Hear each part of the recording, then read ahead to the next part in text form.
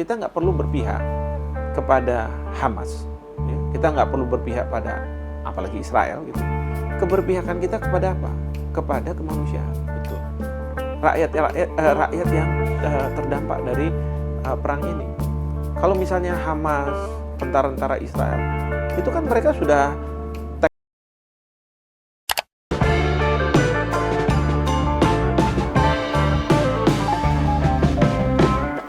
Assalamualaikum warahmatullahi wabarakatuh. Salam sehat dan salam semangat. Teman-teman mungkin sudah mengikuti atau cukup tersita perhatiannya selama kurang lebih hampir 2 bulan terakhir ke kawasan Timur Tengah. Tepatnya konflik yang terjadi antara Palestina dengan Israel. Kita mungkin menganggap konflik tersebut umurnya baru mencapai 2 bulan lamanya. Kalau kita menghitung dari serangan 7 Oktober 2023 kemarin. Tapi ternyata konflik tersebut terjadi jauh lebih lama daripada waktu tersebut. Sudah banyak pihak yang menyuarakan di berbagai belahan dunia untuk bisa terus mendukung Palestina, memberikan kebebasan dan kemerdekaan kepada mereka, atau setidaknya minimal mereka mengaspirasikan, menyuarakan agar bisa segera terjadi gencatan senjata.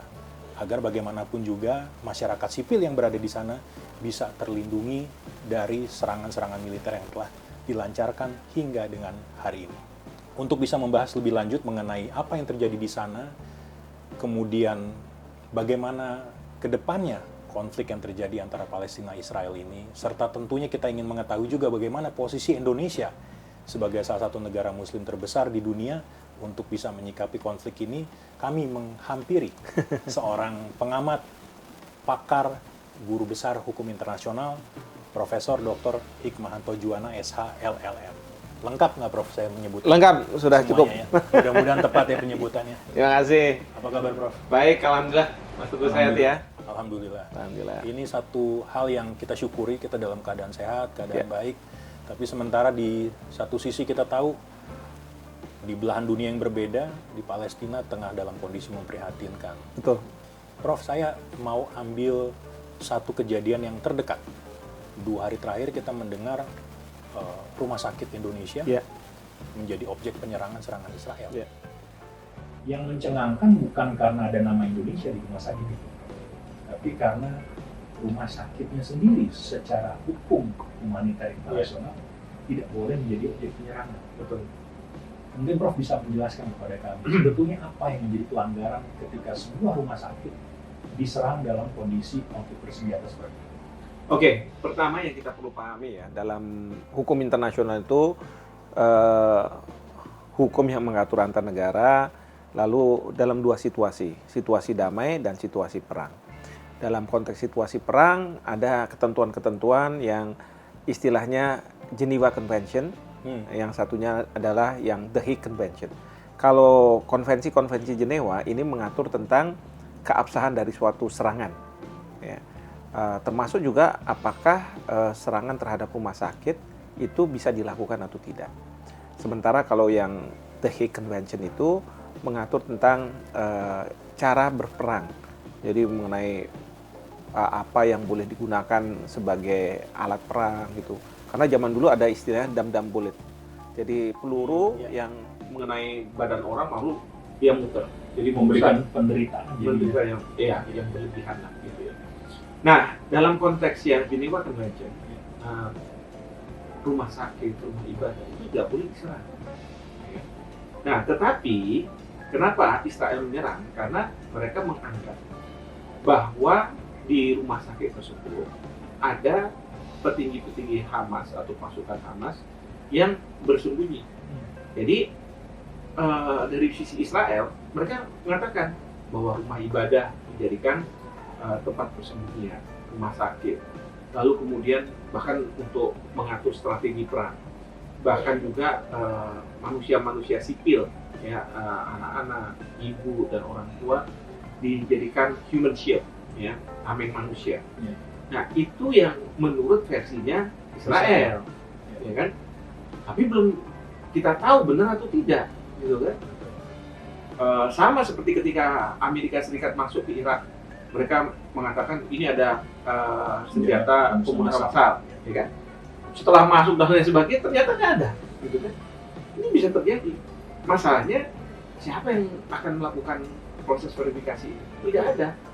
Nah, sementara dari sisi kita, tentu kita akan dari Indonesia dan masyarakat internasional lainnya mengatakan bahwa rumah sakit ini sebenarnya memang untuk memfasilitasi mereka-mereka yang harus dirawat, mereka-mereka yang terdampak dari perang ini dan lain sebagainya. Jadi tidak seharusnya rumah sakit itu menjadi sasaran. Dan ini sudah disampaikan oleh Ibu Menlu bahwa harusnya rumah sakit itu tidak bisa dijadikan sasaran. Kalaupun ada, katakanlah, yang dituduhkan oleh Israel, petinggi-petinggi Hamas, kan mereka sekarang udah masuk pasukan darat. Pasukan darat itu harusnya bisa memilah-milah. Ya, kecuali kalau misalnya serangan udara. Kalau serangan udara kan sulit untuk memilah-milah bahwa ada petinggi-petinggi Hamas yang ada di rumah sakit atau di rumah ibadah. Tapi kalau misalnya pasukan darat sudah masuk, harusnya mereka pilah-pilah. Nah, tetapi ini tidak mereka lakukan. Nah, itu yang menurut saya sudah masuk kualifikasi dari kejahatan internasional, di mana salah satunya adalah kejahatan perang, ya, kejahatan perang, di mana ketentuan-ketentuan hukum perang itu dilanggar oleh Israel, seperti itu. Artinya kalau kita melihat tadi salah satu perumpamaan bagaimana Amerika memiliki alasan untuk menyerang Irak, itu terjadi 2003 ya, Prof. Ya? Betul. Sampai dengan hari ini, sudah Betul. 20 tahun kemudian, belum juga terbukti. Bahkan sudah terbukti, ada yang mengatakan bahwa itu sebenarnya nggak ada. Betul. Nah, kalau kita mengambil analogi yang sama ke kondisi yang sekarang dijalani oleh Israel, artinya saat ini juga, detik ini juga, kita bisa mengatakan Israel adalah penjahat perang. Karena di satu sisi ada satu yang tidak terpenuhi, mereka tidak bisa membuktikan alasan kenapa mereka melakukan penyerangan tersebut. Betul. Memang kita kualifikasikan sebagai penjahat perang. Bahwa itu terbukti atau tidak, tentu ada lembaga peradilan yang mengadili. Permasalahannya adalah membawa pelaku-pelaku ini, termasuk Netanyahu, ke lembaga peradilan internasional, katakanlah ke International Criminal Court, ya, Mahkamah Kejahatan Internasional, sebagaimana yang didengungkan oleh Presiden Erdogan dari Turki, bahkan sudah menyiapkan seratusan lebih pengacara.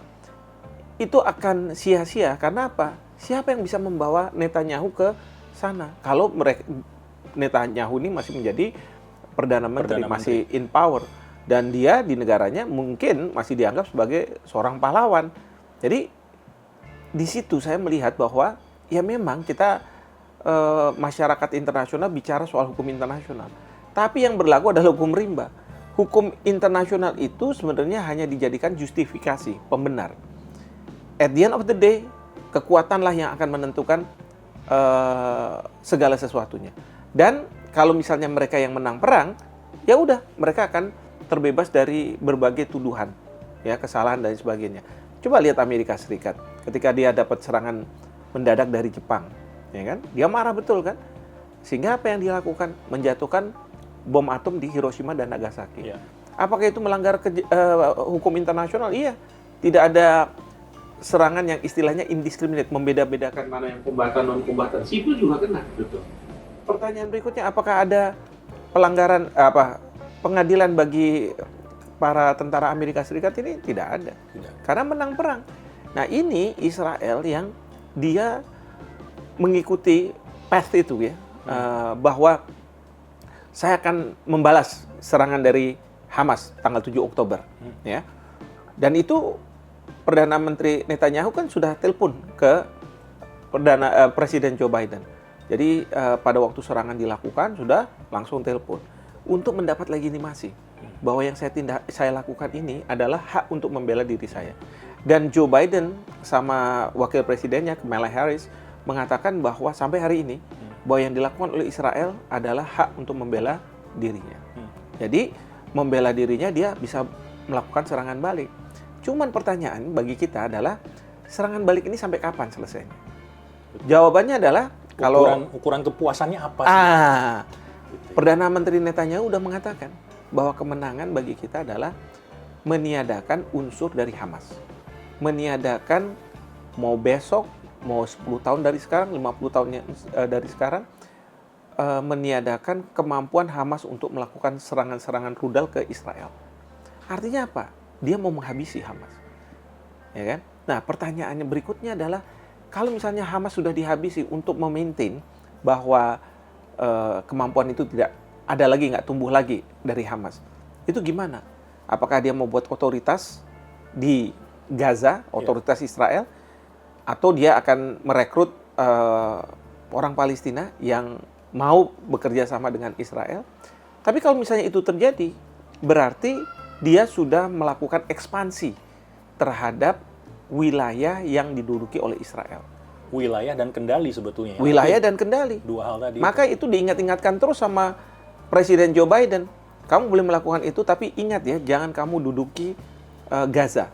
Kenapa? Kalau sampai Israel menduduki Gaza, itu dunia akan marah. Iya. Kalau saya lihat tadi memang komunikasinya pun bahkan sudah sampai seintensif dan sedekat itu ya. Untuk melakukan serangan, telepon dulu minta izin. Istilahnya kalau kita mau sarkastik saat ini, mungkin seperti warga sedang minta izin sama Pak RT-nya. Iya, Menerima tamu dan lain sebagainya. Orang mungkin belum bisa paham sepenuhnya, Prof. Sebetulnya bagaimana sih hubungan antara Israel dengan Amerika Serikat? Ini hubungan yang sepertinya kita bisa memahami, oke, dalam politik Amerika, dalam struktur politik Amerika, kita melihat memang ada suasana yang sangat kental, serta Israel dan lain sebagainya. Tapi lebih dari itu, sebetulnya apa yang menyebabkan hubungan mereka terikat begitu erat, begitu harmonis, saling mendukung satu sama lain. Bahkan istilahnya Amerika pun siap pasang badan buat Israel. Ini kaitannya dengan lobby Yahudi. Nah, yang saya maksud dengan lobby Yahudi adalah sudah keturunan Yahudi warga negara Amerika Serikat. Iya.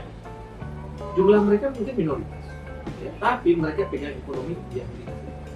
Dan siapapun yang jadi presiden pasti dapat sumbangan dari kampanye dari mereka. Betul. Sehingga apa? Siapapun presiden nggak mungkin punya pandangan yang berbeda dengan apa yang diharapkan oleh para lobby Yahudi, yaitu melindungi Israel. Ya. Mereka merasa bahwa Israel adalah bagian dari mereka.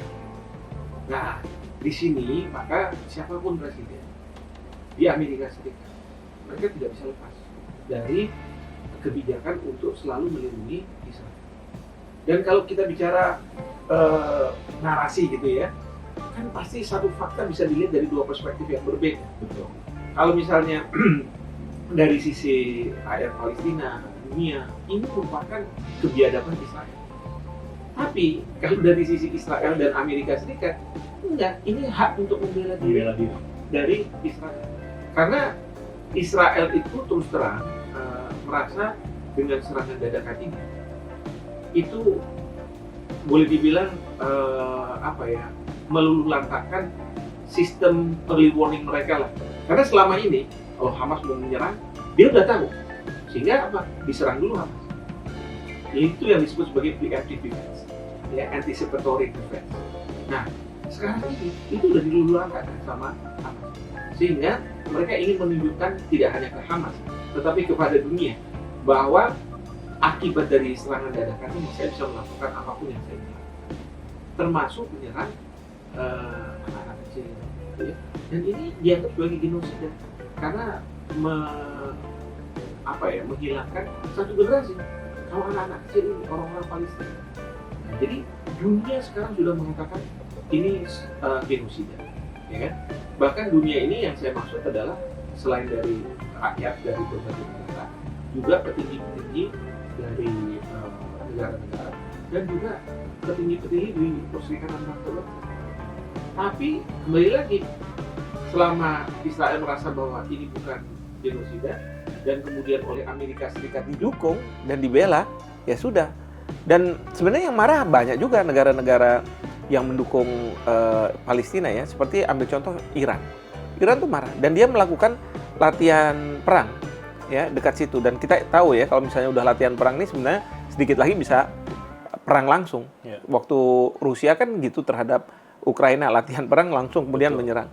Nah, jadi waktu itu udah lakukan itu, tapi Amerika Serikat melindungi dengan apa? Mengirim kapal-kapal induk, ya kan? Mereka siap untuk dideploy kalau misalnya ada serangan Iran ke Israel, atau misalnya Hezbollah dari Lebanon, ya. gitu. Itu sudah disiapkan Amerika Serikat. Nah, sampai sebegitunya Amerika Serikat melindungi Israel, begitu. Nah, ini semua tidak lepas dari yang saya katakan tadi, lobby Yahudi itu. Ya. Proteksi yang sedemikian kuat yang kita lihat Amerika dan sekutunya, karena kan Amerika juga tidak berdiri sendiri, Prof. Ya? Betul. Ada Inggris, Prancis, Kanada di belakang sana. Kalau kita lihat, kalau proteksi ini melawan suara-suara yang terus berkembang untuk membela Palestina dengan alasan kemanusiaan tentunya, apakah kita melihat ada satu prospek, tentunya kita tidak berharap seperti itu, tapi akan pecah perang yang lebih luas lagi? Bisa jadi seperti itu. Bisa jadi seperti itu. Ya, memang kita nggak mengharapkan. Betul. Tapi kalau misalnya kita sudah menyampaikan, kemarin kan Bapak Presiden menyampaikan Iya. di depan Presiden Joe Biden ini, Iya. langsung mengatakan, waktu itu kan ditanya sama Presiden Joe Biden, apa yang bisa Amerika lakukan untuk lebih memperkuat hubungan Indonesia-Amerika. Iya. Awalnya memang bicara soal bilateral, tapi kemudian Bapak Presiden bilang, kami akan sangat terbantu apabila Amerika Serikat bisa menghentikan, mengakhiri serangan Israel ke Palestina. Karena menurut Bapak Presiden, apa yang terjadi di Palestina adalah suatu atrocities, kebiadaban. Coba, di depan Presiden yang selama ini mengatakan bahwa ini merupakan hak bela diri Israel. Tapi Bapak Presiden ngomong, enggak, ini suatu kebiadaban, atrocities. Nah, itu kan sudah dilakukan. Nah, soal jeda kemanusiaan, waktu diajukan ke resolusi Dewan Keamanan PBB, draftnya itu, Amerika Serikat mulai bergeser. Yang biasanya dia memveto, sekarang dia abstain. Nah, artinya apa? Ada kesetujuannya, gitu ya. Nah, tetapi ini tidak membuat Amerika Serikat lalu menceramahi Israel untuk menghentikan serangan. Enggak. Ya, dia biarkan terus saja. Ya, Israel ini melakukan serangan-serangan tersebut. Nah, ini kan membuat banyak negara marah. Sekarang ini, Ibu Menlu atas mandat dari KTT Oki kan pergi ke Cina. Betul. Lalu alasannya karena Cina adalah presiden dari Dewan Keamanan PBB. Lalu pergi nanti ke Rusia sebagai anggota juga Dewan Keamanan PBB. Sebenarnya ini sebuah strategi yang saya katakan jempolan juga. Karena apa? Sebenarnya ingin menyampaikan, silahkan Cina, Rusia, kamu buat yang namanya coalition of the willing. Willing untuk apa? Untuk mengakhiri serangan yang dilakukan oleh Israel ke Gaza. Karena dalam hukum rimbang, siapa yang kuat dia yang menang, harus ditandingi juga dengan mereka yang kuat. Adu kekuatan. Betul.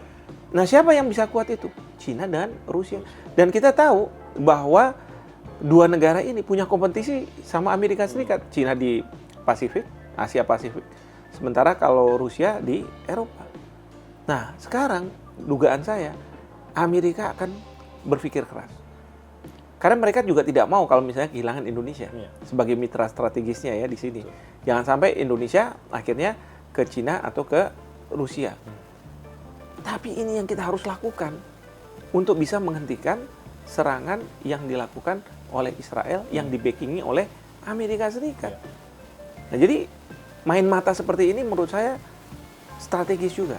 Dalam bayangan Prof sendiri, kira-kira akan seperti apa hasil dari lobby itu? Karena kan kita tahu dari awal kedua negara ini memang sudah terang-terangan mengkritik kebijakan Amerika untuk Israel. Kalau kita sudah hadir di sana, Menlu dengan Menteri Luar Negeri dan negara Muslim juga hadir ke sana, bertemu dengan pimpinan dari Cina, kemudian nanti akan berlanjut ke Rusia.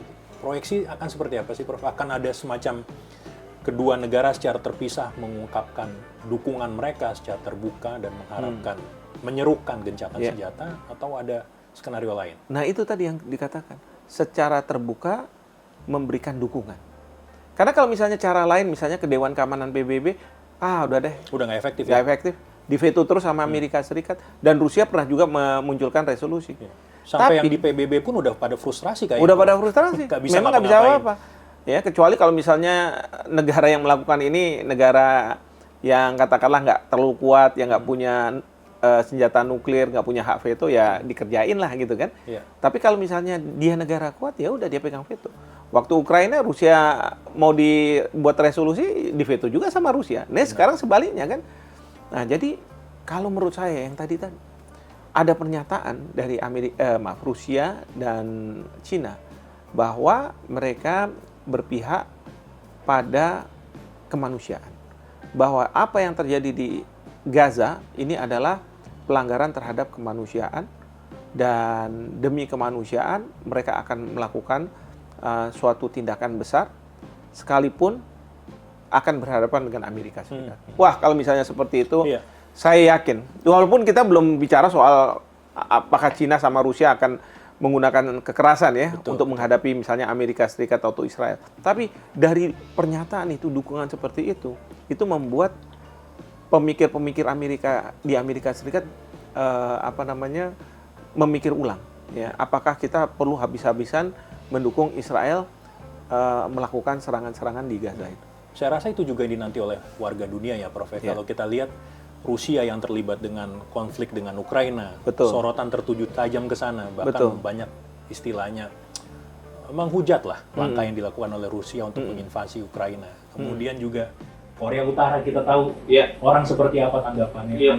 penilaiannya terhadap Iya. Korea Utara. Tapi begitu kita tahu mereka memberikan dukungan logistik buat Palestina Iya. secara terbuka. Iya. Bahkan pada saat mengirimkan bantuan, mereka mengultimatum jangan sampai terjadi sesuatu kepada relawan kami atau kami akan ikut campur dalam konflik ini. Nah, ini mungkin yang dinantikan oleh warga dunia. Betul, ya, Prof. betul. Secara internasional seperti itu. Karena sekali lagi di dalam masyarakat internasional yang berlaku adalah hukum rimba. Ketika hukum rimba berlaku, maka kekuatan harus dihadapi dengan kekuatan. Nggak bisa kekuatan dihadapi dengan hukum, dengan misalnya PBB. Bagi Israel, PBB itu bukan pemerintahan dunia. Bagi Israel, PBB itu Ya, sebuah organisasi internasional yang kalau ada resolusi yang merugikan dia bisa abaikan, dia singkirkan. Saya kan negara berdaulat, nggak ada yang lebih tinggi dari saya. Nah, kira-kira seperti itu. Nah, tapi kalau menurut saya, itu kan yang dilakukan di level antar negara. Di level masyarakat kita juga bisa lakukan. Yaitu apa? Kita jangan musuhi misalnya orang-orang Israel. Bedakan antara pemerintah Israel yang sekarang melakukan serangan ke Gaza dengan orang-orang Israel yang mungkin saja orang-orang ini tidak setuju dengan apa yang dilakukan oleh pemerintahnya. Dan sekarang kita udah dengar nih di Israel mungkin antar partai Likud gitu ya sedang bermasalah gitu ya karena mereka juga nggak setuju dengan kebijakan dari Netanyahu. Sekarang gini, kalau misalnya Netanyahu terus menyerang, katanya menghabiskan lah kemampuan Hamas untuk melakukan serangan. Tapi yang terdampak kan anak-anak kecil.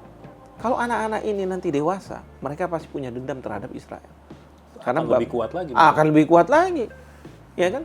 Serangannya itu. Jadi jangan pernah berpikir bahwa dengan memenangkan perang itu akan menyelesaikan segala sesuatu. Nah, ini yang ada dalam pemikiran para politisi di Israel. Anda itu bukan membuat kami lebih aman, Netanyahu katanya kira-kira gitu ya. Justru kami ini, negara kita ini lebih beresiko ke depannya. Ya kan? Itu suara warga Israel itu sendiri. Warga Israel, politisi Israel yang menghendaki sekarang Netanyahu untuk diturunkan. Dan sekarang sudah ada demo-demo di rumahnya. Jadi kita juga harus dukung mereka, ya kan, untuk apa? Menghentikan serangan ini. Karena prinsipnya adalah ganti pemerintahan, ganti kebijakan. Kira-kira seperti itu. Nah, yang kedua adalah rakyat Amerika kita dorong juga. Karena sekarang meluas nih. Rakyat Amerika tidak setuju dengan apa yang dilakukan oleh Presiden Joe Biden. Ya, apalagi sekarang mau pemilu. Ya, kalau misalnya pemilu, perang ini masih panjang, bisa saja dia tidak terpilih, Demokratnya tidak terpilih, dengan harapan pemerintahan baru bisa lain lagi kebijakannya. Tentu itu yang dihindari oleh mereka ya. Betul. Keputusan-keputusan yang tidak populer yang membuat resiko untuk terpilih kembali tidak terjadi ya. Kemarin Perdana Menteri Trudeau dari Kanada lagi makan malam kalau saya nggak salah, saya lihat di videonya, digeruduk sama masyarakatnya. Minta supaya hentikan serangan. Nah, inilah yang kita harus juga pahami. Tapi kan kadang-kadang di masyarakat kita, kalau kita bicara Israel, ya pokoknya bulat aja Israel ya. Di situ kita nggak lihat bahwa ini ada pemerintah, ada rakyat, bahkan di pemerintahnya itu ada yang garis keras, ada yang garis lunak, dan lain sebagainya. Nah, ini yang kita harus pahami, masalah-masalah seperti itu. Dan kita dorong upaya-upaya dari internal yang akan mengganti pemerintahnya, dan kemudian kebijakannya bisa diganti. Bahkan tadi kalau Prof bilang, ini kan korbannya anak-anak, keluarga, yang mungkin akan membuat kekuatan secara moral akan lebih besar lagi. Dalam arti dendam, kemudian nanti akan berlanjut terus konfliknya. Prof, sejak 7 Oktober sampai dengan hari ini, kita mendapat arus informasi yang deras, yang masif ya. Dari manapun, terutama dari media sosial. Kita mendapatkan informasi, update-update terbaru mengenai konflik yang terjadi di sana. Bahkan juga kita mendapatkan latar belakang mengenai konflik yang terjadi di sana. Mungkin dalam kesempatan ini Prof juga sedikit bisa menceritakan apa sih sebetulnya yang terjadi di antara Palestina dengan Israel, apa yang mereka perebutkan, dan kenapa bisa seperti itu terjadi. Wah, ini ceritanya panjang dan bisa dilihat dari faktualnya seperti apa, tapi bisa juga dilihat dari berbagai kitab suci, ya kan? Karena banyak yang mengatakan bahwa orang-orang Yahudi adalah orang-orang yang terusir dari tanahnya, ya kan?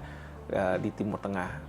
Lalu mereka karena terusir tidak punya negara lah gitu ya, ketika bangsa-bangsa ini muncul sebagai sebuah negara. Nah, mereka berada di berbagai dunia, wilayah belahan dunia. Nah, kemudian pada waktu ada proses dekolonialisasi, karena pada waktu itu Palestina dijajah oleh Inggris. Nah, dekolonisasi ini kan para penjajah keluar, ya, termasuk kita juga, tapi kita harus dengan darah melawan Belanda begitu ya. Betul. Sementara Malaysia diberikan kemerdekaan oleh Inggris gitu kan. Nah, pada waktu itu kejadian di Jerman. Ada yang namanya genosida terhadap orang-orang Yahudi di Jerman. Karena Hitler mengatakan bahwa darah Yahudi ini merusak darah Arya yang sangat tinggi lah posisinya. Nah, akhirnya kan ada kamp konsentrasi, mereka dibunuh, digenosidakan. Tapi kemudian sebagian besar akhirnya terselamatkan. Dan pertanyaan berikutnya adalah mereka mau ditaruh di mana nih? Ya kan? Nah, kebetulan Inggris karena ada proses dekolonialisasi ini, dia harus keluar, tanda kutip memfasilitasi. Udah orang-orang Yahudi yang dari mana-mana, silahkan Anda masuk di Palestina, di tanah Palestina. Selagi saya mungkin belum memberikan kemerdekaan kepada rakyat Palestina, udah kamu masuk. Untuk apa? Membangun yang namanya negara Israel. Nah, di sana tadinya ada opsi, kalau saya tidak salah, di salah satu tempat di Afrika. Tapi mereka menganggap enggak, ini tanah kita, gitu kan. Jadi mereka pergilah ke Palestina. Tapi dikelilingi oleh negara-negara Muslim yang nggak setuju sebenarnya. Maka Mesir pernah perang Arab, akhir tahun 60-an ya? Iya. 60-an menjelang 70-an itu perang Arab dan sebagainya gitu ya. Nah, karena memang ini musuh-musuhnya. Nah, tapi Israel udah sejak awal juga didukung oleh Amerika Serikat karena lobby-lobby dari Yahudi ini, ya kan, yang ingin memastikan bahwa walaupun negara ini kecil dan dikelilingi oleh negara-negara yang bermusuhan, tetapi tetap eksis, ya kan, karena ada singanya di belakang yaitu Amerika Serikat. Nah, ceritanya seperti itu. Nah, sejak saat itu Israel mengambil tanah-tanah orang Palestina. Jadi udah dikasih tanah Palestina, diperlebar lagi. Ada yang mengambilnya itu dengan kekerasan, ya, perang dan lain sebagainya. Ujungnya kalau biasa perang, nanti tambah lagi wilayahnya. Tapi ada juga yang secara hukum. Jadi masyarakatnya bersengketa dengan orang Palestina, nanti pengadilannya memenangkan orang Israel, bahwa ini tanahnya tanah Israel, gitu kan.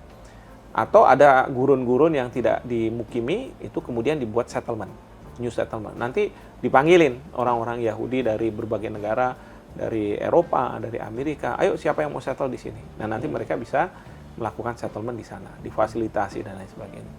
Ini yang kemudian membuat orang-orang Palestina terdesak, ya kan? Dan jumlah mereka juga semakin lama semakin ya kecil lah ya, walaupun orang-orang Palestina banyak juga yang punya anak dan sebagainya.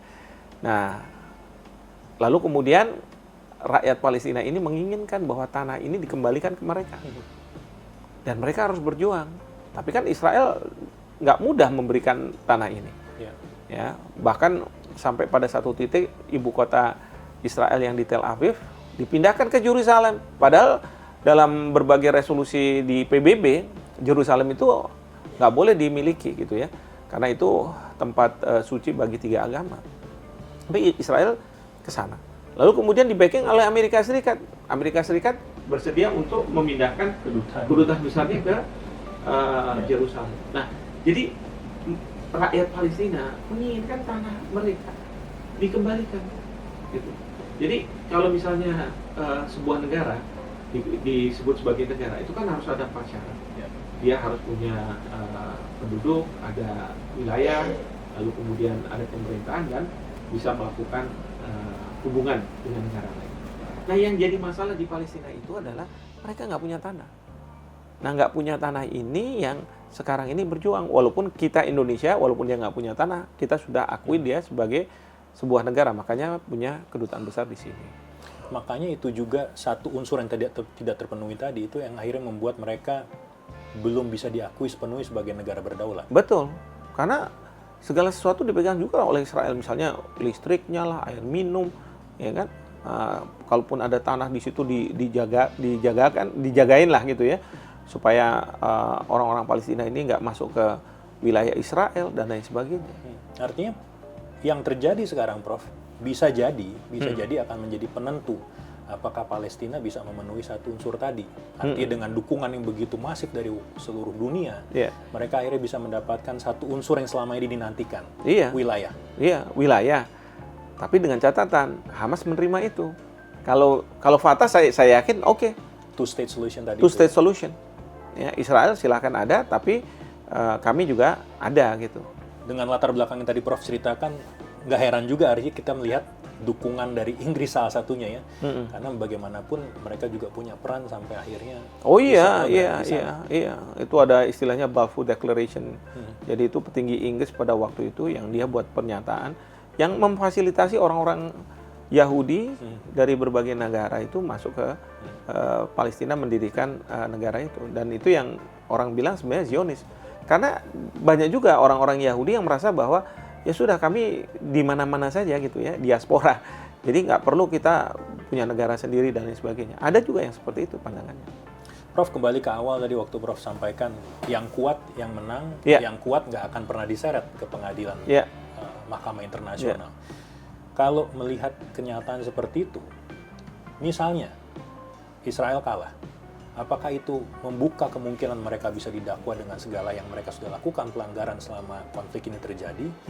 Atau sebaliknya, ketika mereka justru menang, mereka bisa melenggang begitu saja dari apapun yang sudah mereka lakukan selama ini? Iya, kalau menurut saya sih bisa melenggang. Karena apa? Sekarang gini, orang bilang ke Mahkamah Kejahatan Internasional, International Criminal Court. Permasalahannya itu adalah Israel bukan anggota dari ICC ini. Biasanya yang bisa dibawa itu adalah mereka-mereka yang jadi anggota dari ICC. Itu yang pertama.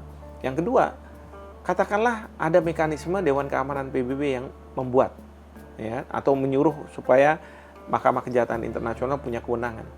Tapi kalau sampai di Dewan Keamanan PBB pasti kan diveto sama Amerika Serikat. Gagal lagi. Tapi katakanlah ternyata bisa dibawa. Pertanyaannya siapa yang membawa? Ya, apakah misalnya pengganti dari Netanyahu bersedia untuk mengirim Netanyahu ke sana?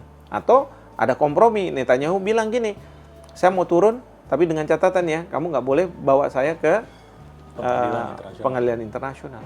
Jadi kalau menurut saya jadi sulit. Ya, ujung-ujungnya adalah ya terbebas, gitu ya. Seolah ada impunity, ya tidak bisa diadili. Gitu. Artinya setidaknya prioritas kita saat ini yang terdekat adalah menghentikan.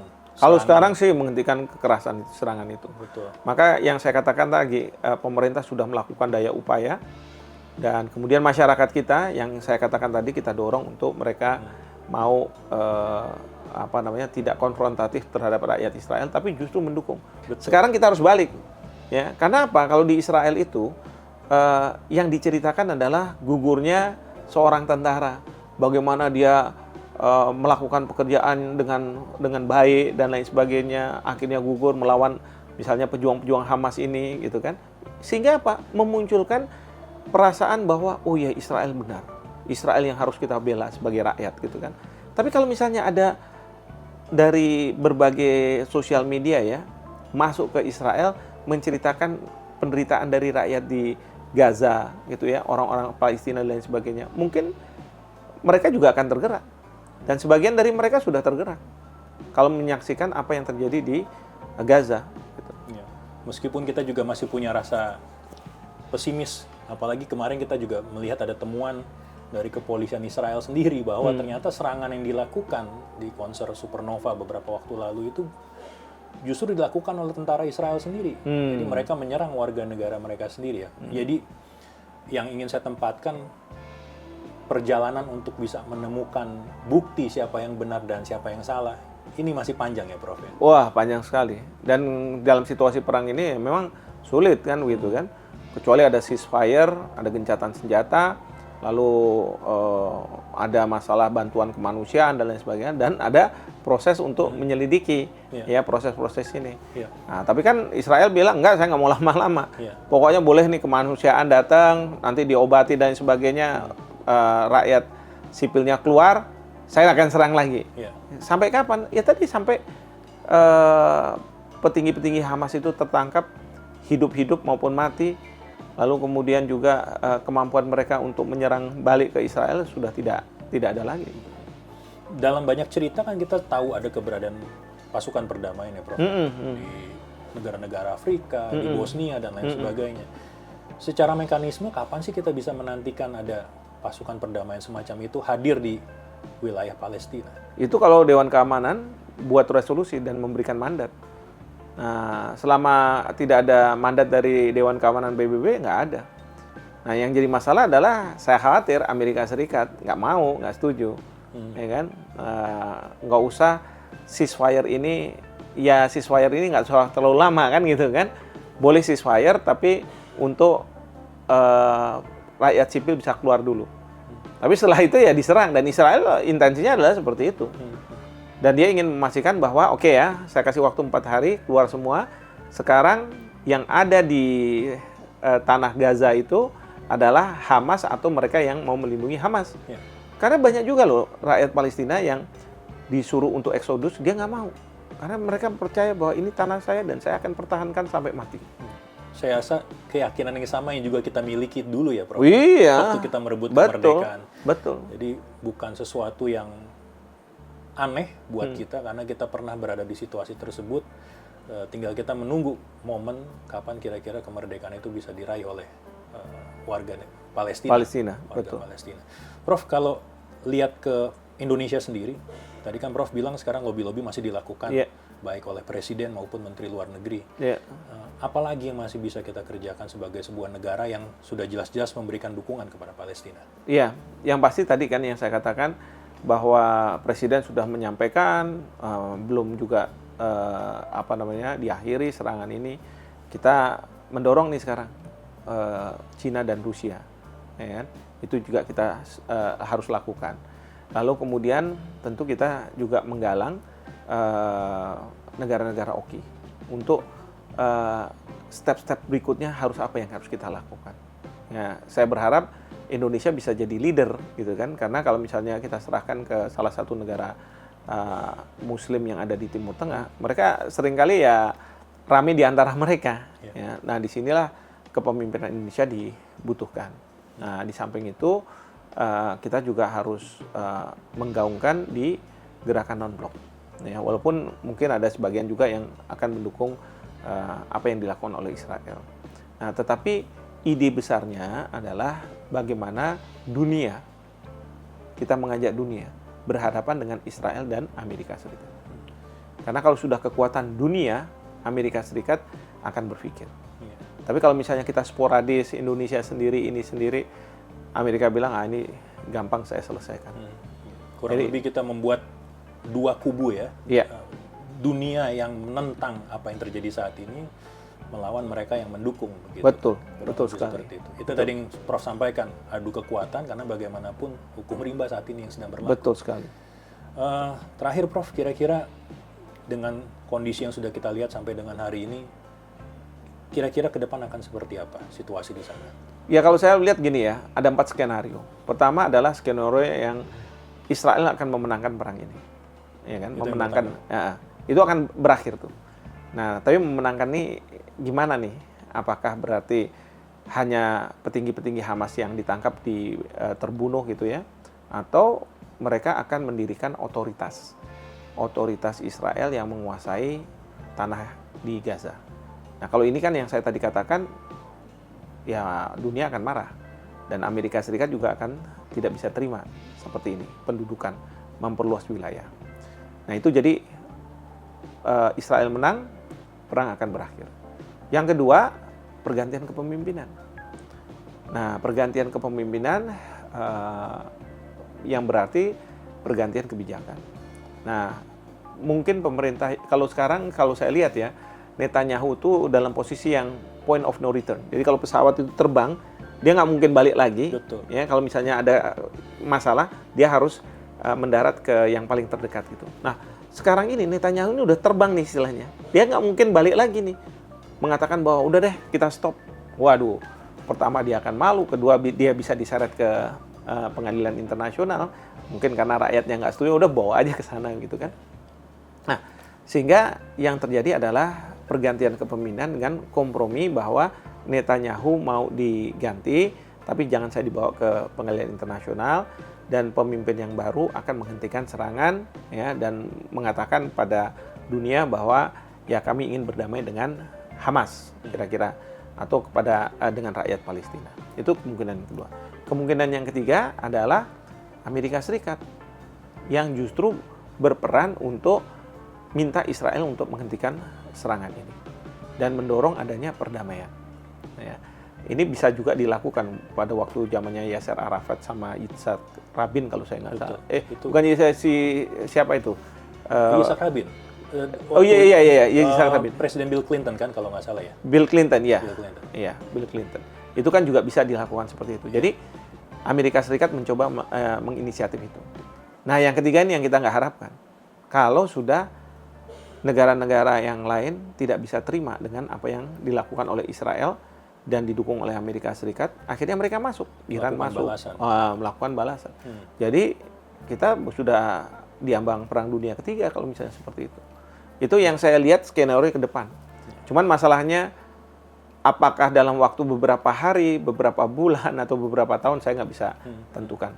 Mana salah satu yang akan terjadi begitu. Ya, artinya saat ini yang terdekat, yang sangat mendesak kita butuhkan adalah kearifan dari pemimpin negara-negara besar. Betul. Yang punya power, yang punya kuasa, punya kekuatan untuk bisa segera bersikap. Iya, dan kita Indonesia dalam menyampaikan itu kepada negara-negara besar itu, kita harus mengatakan bahwa kita nggak perlu berpihak kepada Hamas, ya. Kita nggak perlu berpihak pada apalagi Israel gitu. Keberpihakan kita kepada apa? Kepada kemanusiaan. Betul. Rakyat yang terdampak dari perang ini. Kalau misalnya Hamas, tentara-tentara Israel, itu kan mereka sudah taken kontrak bahwa saya akan mati, ya. Apapun yang saya mendapat perintah, saya akan mati.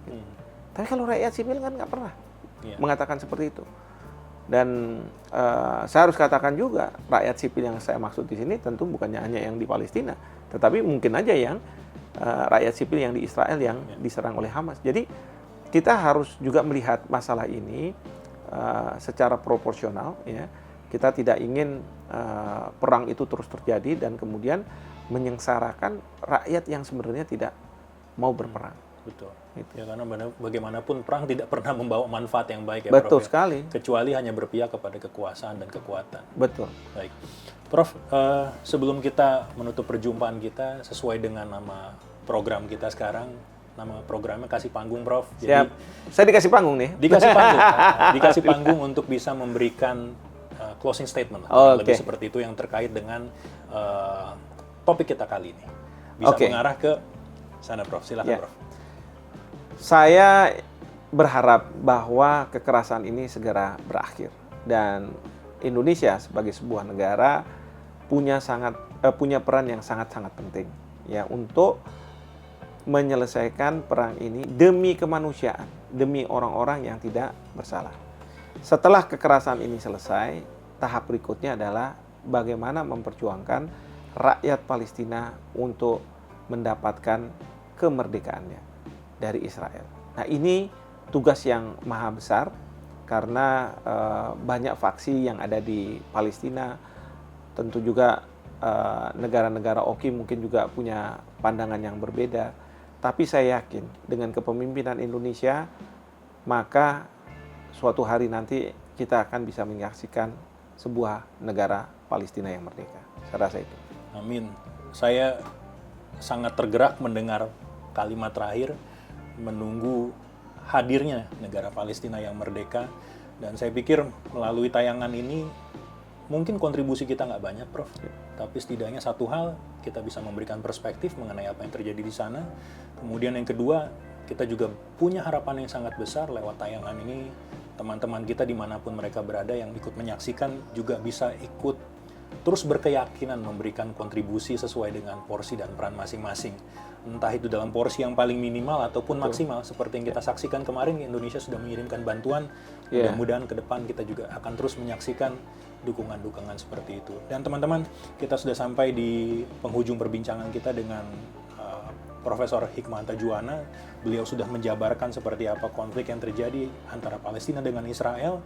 Tentunya sebagai manusia, kita menyikapi situasi ini penuh dengan rasa kemanusiaan dan kita melihat memang sudah selayaknya serangan yang terjadi saat ini di sana untuk segera dihentikan. Karena bagaimanapun kita berharap tidak bertambah banyak lagi korban yang berjatuhan, dan lebih besar lagi, lebih jauh lagi harapan kita adalah kita berharap saudara-saudara kita di Palestina bisa segera mendapatkan kemerdekaannya seperti yang sudah pernah kita atau yang sudah kita dapatkan selama 78 tahun terakhir sejak 17 Agustus 1945. Teman-teman bisa memberikan komen untuk tayangan kali ini, dukungan dan lain sebagainya terkait dengan apa yang kita sudah bicarakan dari tadi. Jangan lupa juga untuk like dan subscribe Kasih Panggung. Demikian, Assalamualaikum warahmatullahi wabarakatuh. Salam sehat, salam semangat. Prof, terima kasih banyak. Siap, terima kasih.